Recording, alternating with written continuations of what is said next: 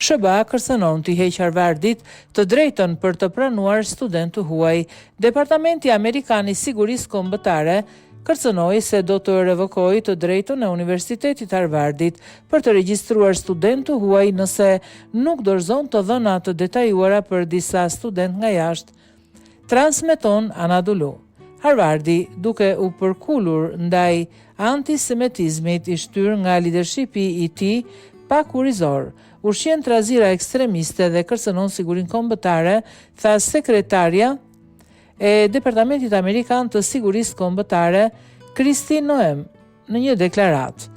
Me ideologjinë anti-amerikane pro-Hamasit që helmon kampusin dhe klasat e saj, pozicioni Harvardit si një institucion kryesor i arsimit lartë është një kujtim i largët, shtoi ajo. Ajo i dha Harvardit afat deri në 30 prill për të ndarë të dhënat e detajuara mbi aktivitetet e palishme dhe të dhunshme të mbajtësve të huaj të vizave studentore në Harvard. Nëse nuk e zbaton këtë, paralajmëroi ajo, universiteti do të përballet me humbjen e menjëhershme të certifikimit, programit studentëve dhe shkëmbimit vizitorëve SEVP. Sipas Departamentit Amerikan të Sigurisë Kombëtare, certifikimi SEVP lejon universitetet amerikane të lëshojnë dokumentat që u mundësojnë studentëve ndërkombëtar të aplikojnë për viza. Sipas Harvardit, universiteti ka 6.793 studentë huaj, duke përbërë 27.2% të regjistrimit të tij për vitin akademik 2024-2025. Paralajmërimi i Noemit erdhi pasi administrata e Trump tërhoqi më shumë se $2.2 miliard fonde federale nga Harvardi të hënën pasi refuzoi të zbatonte reformat e politikave të detyruara nga qeveria. Ndër ndryshime të tjera, administrata e ka bërthirë universitetit të heqë politikat e tij të diversitetit, barazisë dhe inkluzionit për të ndarë pranimet e studentëve ndërkombëtar që konsiderohen armiqësor ndaj vlerave amerikane, përfshirë studentët që mbështesin terrorizmin ose antisemitizmin.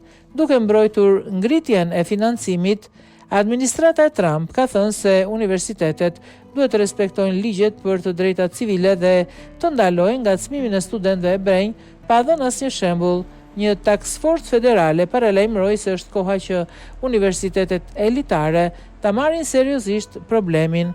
Trump kërcënoi gjithashtu të martën se do të heqë Harvardit statusin e përjashtimit nga taksat. Administrata e ka hequr vizat më shumë se 525 studentëve dhe hulumtuesve në mbi 80 institucione të Shteteve Bashkuara të Amerikës, duke justifikuar me shkelje që variojnë nga dyshimet për mbështetje për organizata terroriste deri tek kundravajtjet e tjera. Në fillim të kësaj jave, zyrtarët e migracionit Shteteve Bashkuara të Amerikës arrestuan studentin e Universitetit Columbia, Mohsen Mahdavi, një organizator kryesor i demonstratave pro-Palestinës. Sekretari amerikan i shtetit Marco Rubio ka thënë se aktivizimi i Mahvadit mund të minoj procesin e paqes në lindjen e mesme, duke përforcuar ndjenjat antisemitike, raportoi New York Times. Mahdawi ishte poseduesi kartës së gjelbërt për qëndrim të përhershëm që nga viti 2015.